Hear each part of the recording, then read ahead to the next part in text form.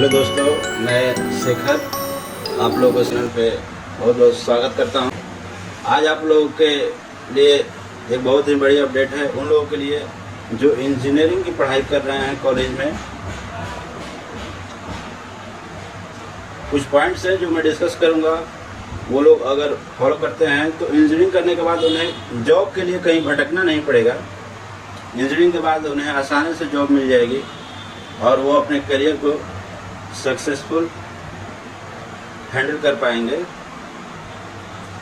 तो हम बात करेंगे, सबसे पहली बात तो यह है कि जो भी इंजीनियरिंग के लड़के इंजीनियरिंग में एडमिशन लेते हैं उन्हें ये बात ध्यान में रखनी होगी कि इंजीनियरिंग में एडमिशन ले लेने मात्र से ही सफलता नहीं मिल जाती है। सिर्फ एडमिशन ले लेंगे तो उससे सफलता नहीं मिल जाती है, सफलता की गारंटी नहीं होती है। इंजीनियरिंग कॉलेज में जाने के बाद आपको कड़ी मेहनत करनी पड़ती है।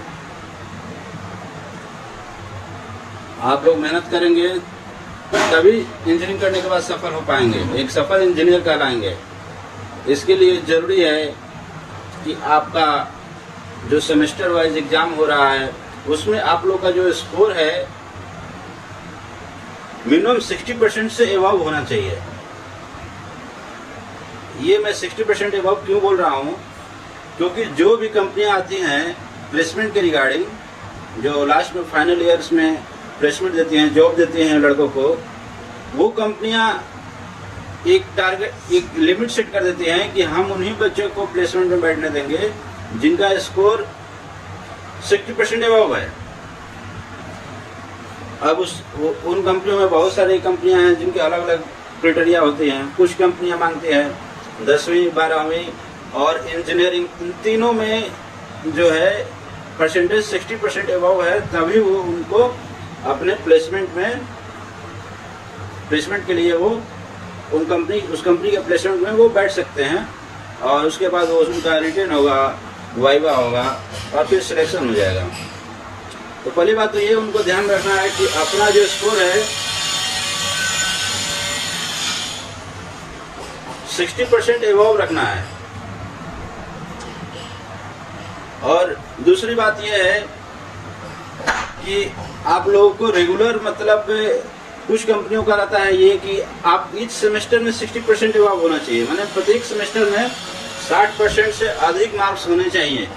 कुछ कंपनियां बोलते हैं कि ओवरऑल 60% एबव होना चाहिए, कुछ बोलती हैं कि सारे सेमेस्टर में 60% एबव होना चाहिए स्कोर, तभी आप हमारे प्लेसमेंट में बैठ सकते हैं, प्लेसमेंट कंपनी में बैठ सकते हैं। तो इन वजहों से होता क्या है कि बहुत सारे बच्चे एडमिशन तो ले लेते हैं, लेकिन फाइनल ईयर में जब प्लेसमेंट की बात आते हैं तो वो बैठ ही नहीं पाते हैं कि उनको पता ही नहीं रहता है कि भाई एडमिशन तो मैंने ले लिया है, लेकिन फाइनली हमें जॉब कैसे मिलेगी। इसलिए मैं ये सबसे बड़ी अपडेट आप लोगों को दे रहा हूँ, ताकि जो भी स्टूडेंट इंजीनियरिंग की पढ़ाई करने जा रहे हैं, एडमिशन ले रहे हैं या पढ़ रहे हैं, उन्हें ये बात ध्यान में रखनी होगी कि उन्हें अपना जो स्कोर है 60% एबव रखना है। अब आप 75% एबव रखिए, 80% एबव रखिए या 90% एबव रखिए। जो बहुत इंटेलिजेंट छात्र है वो 90% एबव भी रखते हैं, बहुत अच्छी बात है। और कुछ लोग 75% एबव रखते हैं, ये भी बहुत अच्छी बात है। इससे होता यह है कि कुछ कंपनी ये होती है कि रिटन टेस्ट नहीं लेती हैं।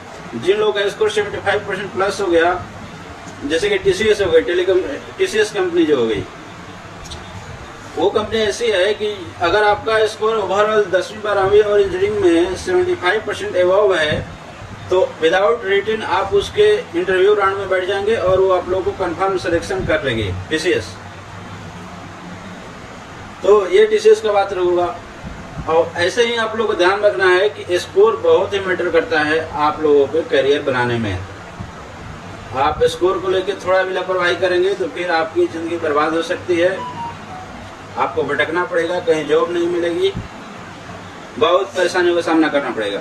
दूसरी बात यह है कि जो लोग इंजीनियरिंग कर रहे हैं, अलग अलग स्ट्रीम से कर रहे होंगे, उन लोगों के लिए कुछ महत्वपूर्ण अपडेट है, जैसे कि वो आप बहुत ध्यान से समझ लेंगे, उस पर अगर आप फोकस करेंगे तो फिर आप लोगों को करियर में कोई परेशानी नहीं होगी। जैसे कि हम मैकेनिकल इंजीनियरिंग की बात करें तो मैकेनिकल इंजीनियरिंग में स्कोप है, बहुत स्कोप है, लेकिन उनमें स्कोप किस तरीके का है कि अगर आप डिजाइनिंग सॉफ्टवेयर का नॉलेज है आप लोगों को, डिजाइनिंग सॉफ्टवेयर जैसे कि कैटिया हो गया, प्रोई हो गया, यूनिग्राफिक्स हो गया, ये सब जो डिजाइनिंग सॉफ्टवेयर है, उस डिजाइनिंग सॉफ्टवेयर का नॉलेज अगर आप इंजीनियरिंग के दौरान ही आपने ले लिया, कहीं से कुछ पढ़ लिया, किसी कैड सेंटर से पढ़ लिया, अपने सीनियर से समझ करके पढ़ लिया, कैटिया हो गया वो भी डिजाइनिंग सॉफ्टवेयर है, प्रोई भी डिजाइनिंग सॉफ्टवेयर है, यूनिग्राफिक्स भी डिजाइनिंग सॉफ्टवेयर है। तो आपने मैकेनिकल इंजीनियरिंग के दौरान ही ये सब डिजाइनिंग सॉफ्टवेयर का नॉलेज अगर आपने ले लिया है, तो आप जब मैकेनिकल इंजीनियरिंग करके कैंपस सिलेक्शन में बैठेंगे तो उसमें हो जाता है तो अच्छी बात है। अगर आप नहीं भी कैंपस सिलेक्शन में हो जा पाता है तो आप उससे आगे भी अगर आप जाते हैं तो आपको बाहर भी जॉब इसके रिगार्डिंग बहुत सारे मिल जाएगी। इसलिए मैकेनिकल वालों को मैं यही सलाह दूंगा। मैं खुद मैकेनिकल इंजीनियर हूँ और मैं डिजाइनिंग इंजीनियर हूँ एक कंपनी में। तो मैं ये बात आप लोगों को इसलिए बता रहा हूँ कि आप लोग डिजाइनिंग सॉफ्टवेयर का नॉलेज रखें तो आप लोगों का करियर बहुत ही ग्रो होगा। और दूसरी बात आती है सिविल इंजीनियरिंग वालों को। तो सिविल इंजीनियरिंग वालों को ये ध्यान में रखना होगा कि जिनका सिविल है उनका बहुत ही अच्छा स्कोप है आजकल मार्केट में। जैसे कि उन लोगों को गवर्नमेंट सेक्टर में बहुत सारी वैकेंसी आती रहती हैं गवर्नमेंट जॉब के रिगार्डिंग। सिविल इंजीनियर की बहुत सारी डिमांड है बिहार में, यूपी में और भी अदर स्टेट्स में। अगर आप सिविल इंजीनियरिंग से इंजीनियर हैं तो आप लोगों को गवर्नमेंट जॉब की मिलने की बहुत सारे चांसेज हैं। और प्राइवेट सेक्टर में बहुत सारी डिमांड है। तो सिविल वालों का तो बहुत मतलब अच्छा स्कोप चल रहा है इस समय। आप सिविल इंजीनियरिंग से हैं तो अच्छा स्कोर करें अपने इंजीनियरिंग में, प्लेसमेंट होता है तो प्लेसमेंट ले, नहीं तो फिर आगे जा करके आप अपने गवर्नमेंट सर्विस के लिए या प्राइवेट में अच्छा जॉब अपॉर्चुनिटी आप लोग को मिल जाती है। और तीसरी बात आती है कंप्यूटर साइंस इंजीनियर वालों को। तो कंप्यूटर साइंस इंजीनियर वालों को ये समझना चाहिए कि अपने सिर्फ से कोर्स का जो स्टडी मटेरियल है उसके अलावा भी आप लोगों को दिमाग लगाना पड़ेगा कि कुछ ऐसे स्किल्स हैं जिनको अगर आप नॉलेज ले लेते हैं, आप जान जाते हैं, तो आप लोगों का मतलब करियर बहुत ही ग्रो हो सकता है, फास्ट ग्रो हो सकता है। इसलिए मैं कंप्यूटर साइंस इंजीनियरिंग वालों को यही सलाह दूंगा कि आप कुछ प्रोग्रामिंग लैंग्वेज हैं जैसे कि जावा हो गया, C++ हो गया, सी हो गया, ऊप्स हो गया, ये सब जो प्रोग्रामिंग लैंग्वेज है इनका अगर आपने नॉलेज ले लिया है इंजीनियरिंग करते हुए ही, तो आपको ये सब लैंग्वेज आपको प्लेसमेंट के दौरान भी आपको कंपनियां प्रीफर करती हैं उन लोगों को जिन लोगों ने पहले ही ये सब लैंग्वेज का नॉलेज ले लिया है। तो आप लोग को ये सब लैंग्वेज पे ध्यान देना होगा। बाकी और भी अदर चीज़ें हैं कंप्यूटर साइंस वालों के लिए, वो सब है। वेब डेवलपमेंट का नॉलेज हो गया, जावास्क्रिप्ट का नॉलेज हो गया, ये सब आपने अगर पढ़ लिया इंजीनियरिंग करते हुए ही, पहले और दूसरे ईयर्स में भी ये सब आपने पढ़ लिया अच्छे से, तो आप लोगों को प्लेसमेंट में भी कोई दिक्कत नहीं होगी। और इंजीनियरिंग करने के बाद भी आप लोग के हाथों में इजीली जॉब अवेलेबल रहेगा। तो आप वेब डेवलपमेंट, जावास्क्रिप्ट, जावा, C++, ये सब जो प्रोग्रामिंग लैंग्वेज हैं इनका आप बहुत अच्छे से थ्रोली अध्ययन कर लेंगे, समझ लेंगे, ताकि आप लोगों को करियर में कोई दिक्कत ना आए। और बात आती है इलेक्ट्रॉनिक्स एंड कम्युनिकेशन इंजीनियरिंग की, तो इसी वालों को भी प्रोग्रामिंग पे बहुत फोकस करना पड़ेगा। बहुत सारे प्रोग्रामिंग मतलब लैब भी होता है, इसी वालों का लैब जो होता है कोर्स में, उसका आप लोगों को फोकस करना है। और बाकी ये जो जावा वगैरह हो गए, C++ हो गया, ये सब लैंग्वेज का नॉलेज भी इलेक्ट्रॉनिक्स एंड कम्युनिकेशन वालों को होना चाहिए, तब उनका करियर बहुत ज़्यादा ग्रो हो सकता है।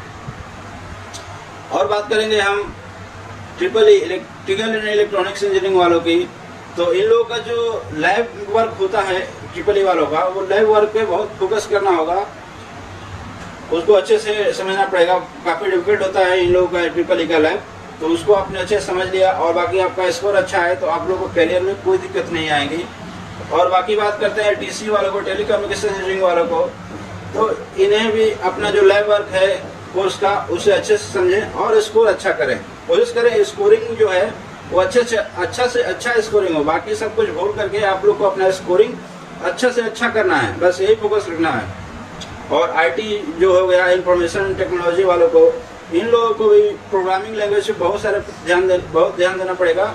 जैसे कि जावा हो गया, तो ये बाकी बहुत सारे एडवांस लैंग्वेजेस हैं इसमें आईटी वालों को जो कि नॉलेज होना चाहिए, लेकिन फिलहाल में जो डिमांड है उनको मैं बता दे रहा हूँ।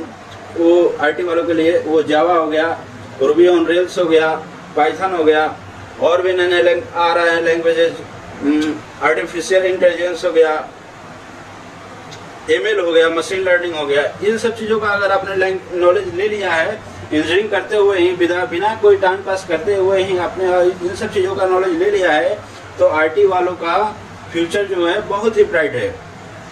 तो उम्मीद करता हूं कि आप लोगों को मेरी ये जानकारी बहुत अच्छी लगी होगी। बाकी अगर आप इंजीनियरिंग के स्टूडेंट हैं, कुछ सवाल पूछना चाहते हैं, तो आप कमेंट करके पूछ सकते हैं। तो ये वीडियो आप लोगों को अच्छा लगा होगा तो इस वीडियो को लाइक करें, सब्सक्राइब करके बेल आइकन प्रेस कर दें और कमेंट करना ना भूलें। फिर मिलते हैं अगले वीडियो के लिए। जय हिंद।